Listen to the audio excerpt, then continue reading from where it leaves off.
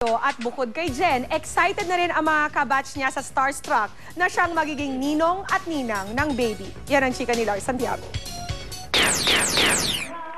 Magandang buntis ang tawag ng mga taong nakakakita kay Jenilyn Mercado. Kanina, parang hindi buntis na nagsuot pa ng high heel si Jen sa guesting niya sa SIS kung saan binigyan siya ng baby shower.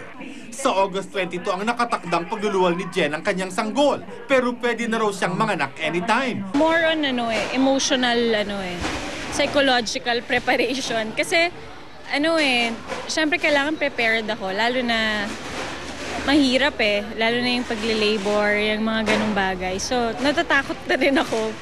Nilinaw naman ni Jen ang lumabas na balitang kailangan niya ng tulong pinansyal para sa kanyang panganganak. Bagamat nagpapasalamat daw siya sa mga nagalok ng tulong, katulad ng dating ka-love team niyang si Mark Heras at Senator Bong Revilla, hindi naman daw siya kinakapos. Siyempre thankful, pero for now naman, hindi naman prepared ako sa lahat ng lahat.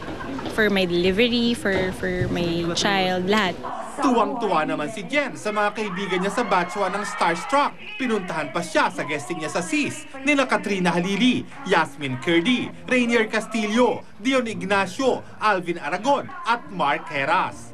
Ang mga ito rin ang ninong at ninang ng isisilang na baby ni Jen. Maraming salamat kasi talagang supportive talaga sila. At saka hindi nila ako nakakalimutan. Talagang nagte-text, nag-email, lahat sila. So, swerte-swerte ko to have friends like sila Katrina, si Yasmin, si Mark, si Rainier, at mga iba pa.